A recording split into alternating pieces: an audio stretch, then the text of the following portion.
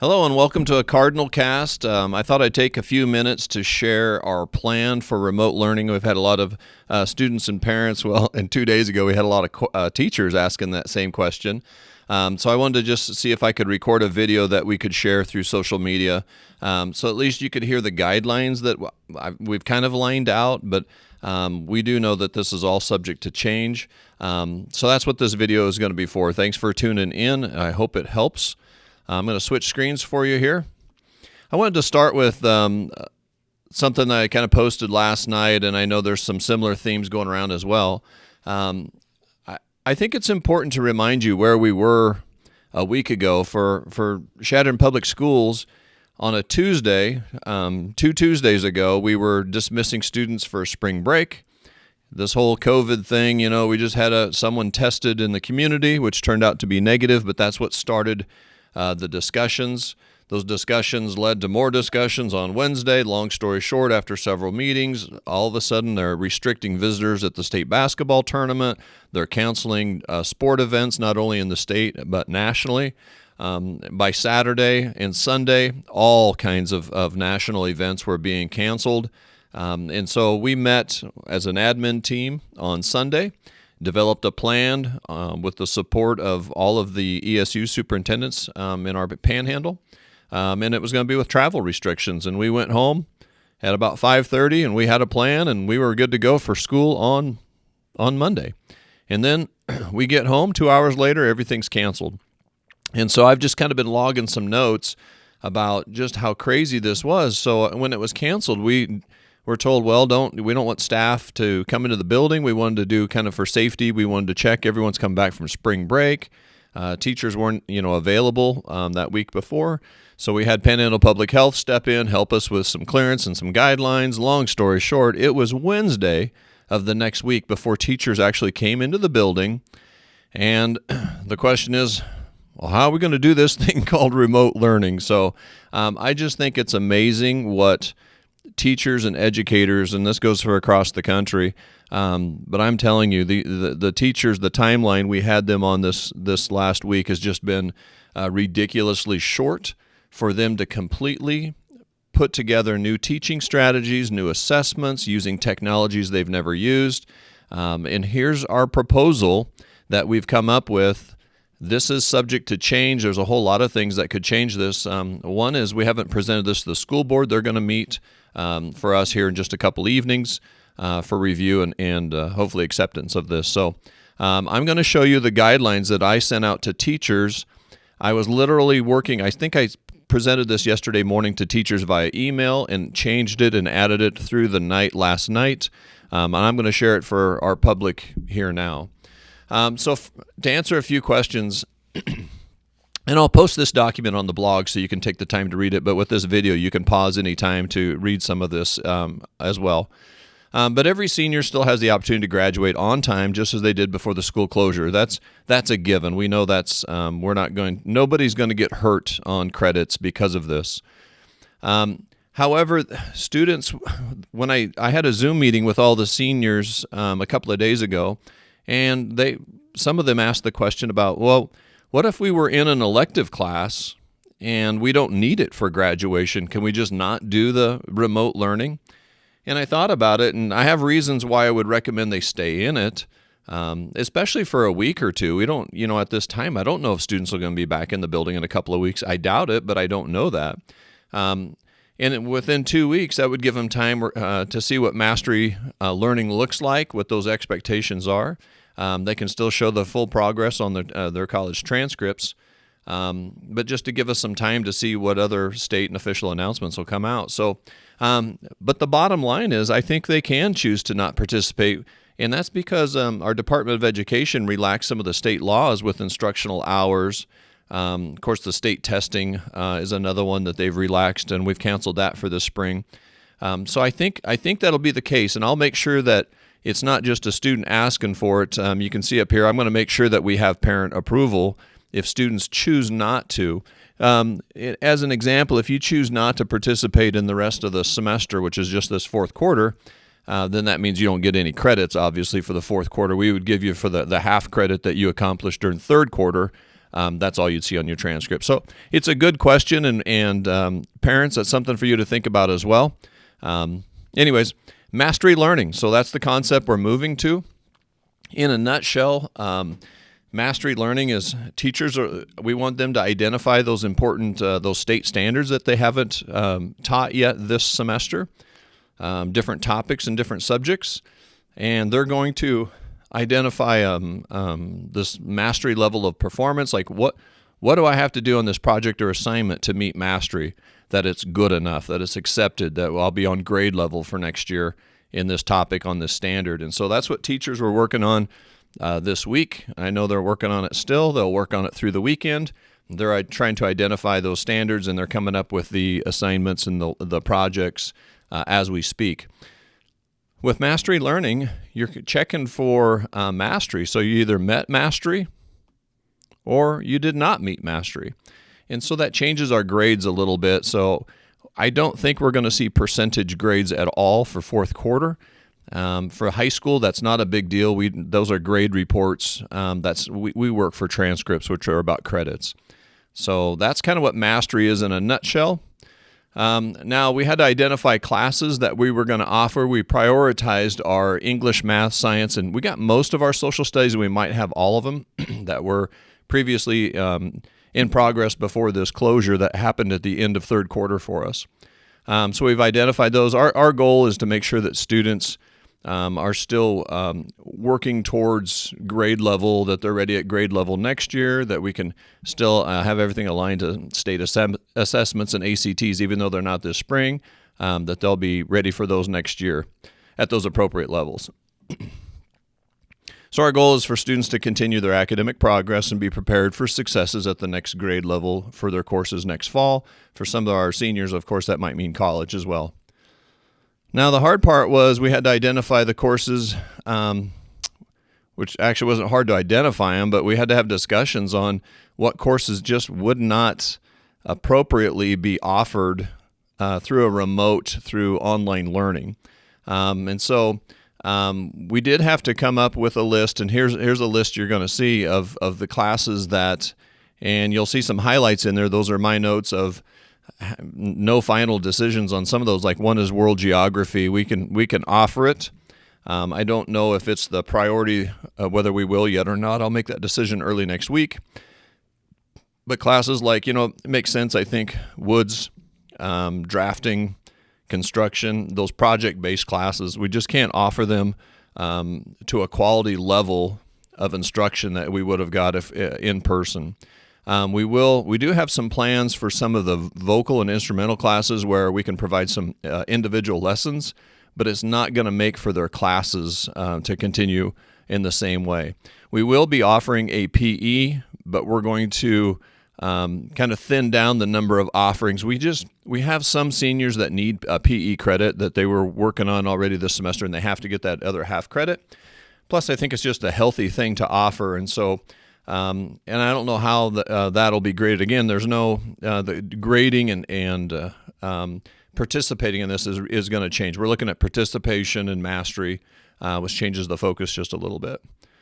So some of these decisions were easy because some of them were quarter classes only. In other words, they hadn't even started yet. So that's where ninth transition and speech 9 are examples of those. Those students hadn't even been in those classrooms yet. So we're just going to go ahead and waive those classes right now. I do know, like ninth transition, I'm very confident I'm just going to waive that requirement so they don't have to retake that class next year. Speech 9, I'm thinking some students might want to take that next year, but I don't think it's going to be required for them to do so, is where we're leaning. We'll make that final decision here this spring, but right now I'm thinking it might just be voluntary whether they want to take Speech 9, but I don't know that yet until I have some discussions with staff moving forward. And then I mentioned World Geo. World Geo, we can offer it for the students that are in that class. We're not, I don't think we have to. For some of the requirements. So we're kind of waiting to see like that. Students, if you were in woods, manufacturing, advanced woods, welding, you have projects and materials here in the shop. We know that. There will be a time coming up. Just give us a couple of weeks, and there will be a time where we can schedule for you to come pick those up. It's just right now, unless you need it immediately, give us a call. But otherwise, if you'll just give us a week or two, we'll have you come pick those up. And I don't know the plans after that. So that's kind of what we're thinking right now. So we're hoping to start with some remote learning this Monday, March 23rd. Not all classes will be offered on Monday. The other thing we had going on here locally was we had teachers finally get into the building. Finally, were able to come to school on Wednesday of this week. That was just a couple of days ago. And while we're doing Zoom meetings with them, we get blizzard warnings coming across for this area. And so that changed plans again, and we were unable to meet face-to-face for the rest of the week. Some teachers need just a little more time. They're learning the technologies, and they still have to get textbooks to students, and we're working on that. So we need next week, Monday, for some of our classes just to kind of hold off. So we'll stagger those classes. I'm guessing all of our offerings will be in probably by Wednesday. But truthfully, a lot of them, because we're one-to-one with Chromebooks, a lot of our classes were already using Google Classroom in different formats of using technology in the classroom, and then it's pretty easy for them to roll into Monday and offer instruction. So I've left that up to the teachers if they feel confident enough that they can start on Monday. Otherwise, they'll stagger them in. More will come in on Tuesday, more will come Wednesday. They'll probably all be on board then. Students, if you do need to come in, if you haven't already, to say you'll need a textbook. I know a lot of you leave your textbooks, say in the science room or in the English room, because they're big and thick, and if you don't have to carry them home each night, so you leave them in there on shelves. So you're going to need those. So for any of the textbook needs, if you calculator, personal items, things out of your PE locker, we will let you come in and get everything you need at once. And we can do that next week. A lot of you have already, so simply give us a call, let us know, email, whatever it takes so we know you're coming, because our building is locked. So when you get to the front doors of the high school, what we've been doing is we have a staff member that meets you there. The staff member will escort you, and they've got the bottle of disinfecting spray, the bleach, and the rag, so we can kind of wipe down, and we can make sure that we're modeling the 6 foot or more distance. We bring you in individually. Parents, no, we're not. We don't allow you to come in at this time. It's just not necessary. You can call our offices if you have questions, or email. I do ask for your patience. We need a little time to kind of get started. We've been, as you can imagine, very busy, and you've been super supportive, and I really thank you. But we won't have access for non-staff or other personnel to come into the building during a school closure, however long it may last. Transcripts, grading, and credits during remote learning.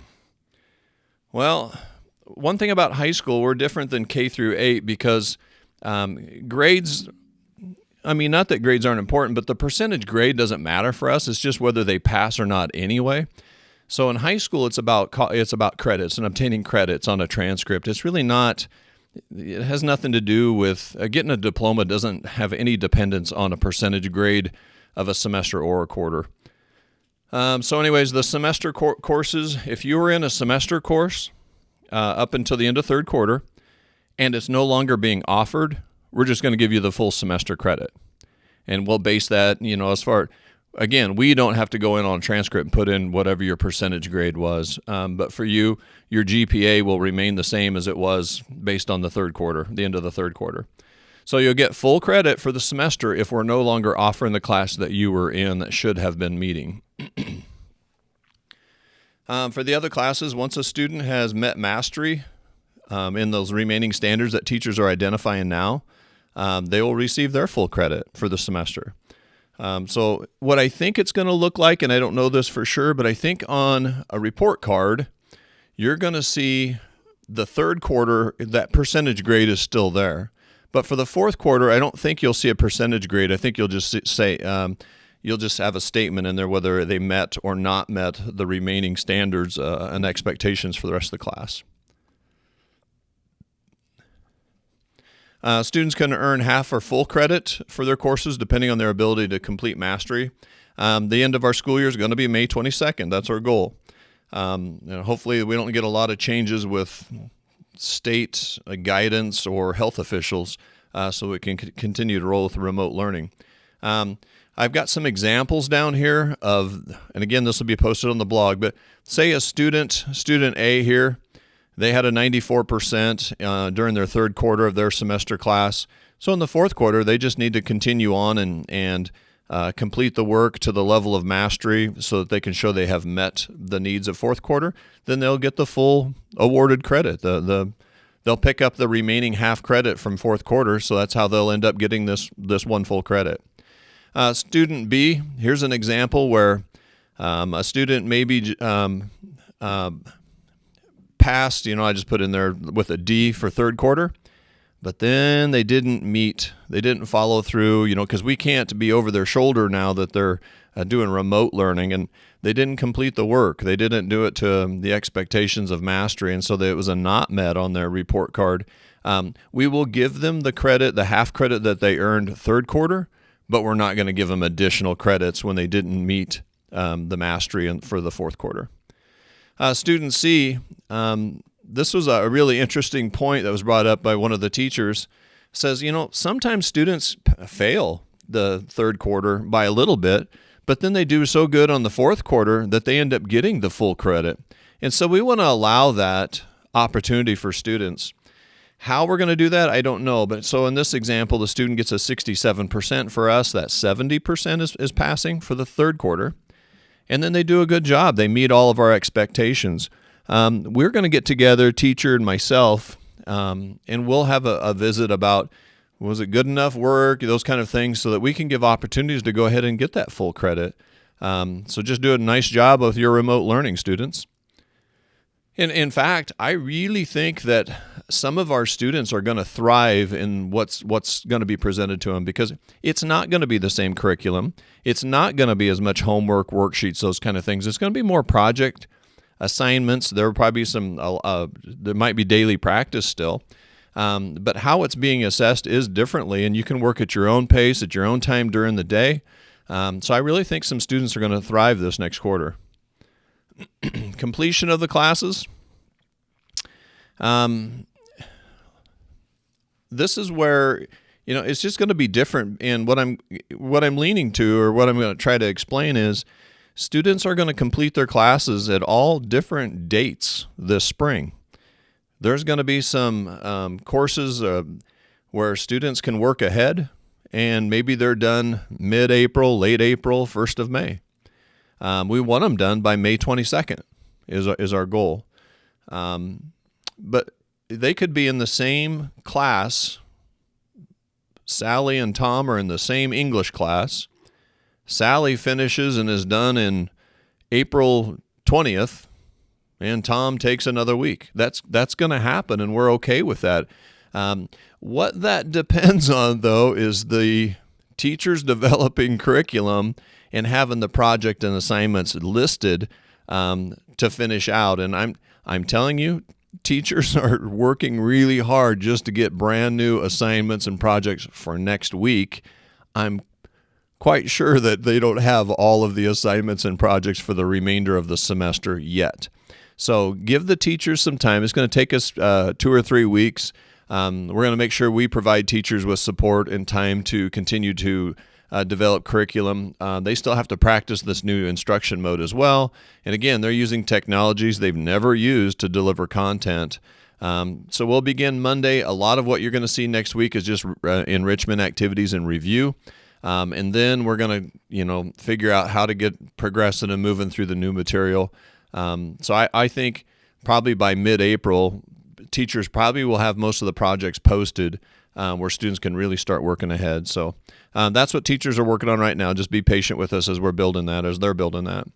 Anyways, when you're done with all of your classes, the checkout system is going to be the same. You're just going to schedule the appointment so we can meet you at the front door, and we'll individually take care of having you come in, return all your materials, equipment, textbooks, pay any fines for lunch or library that you had before the school closure, etc. Everything normal.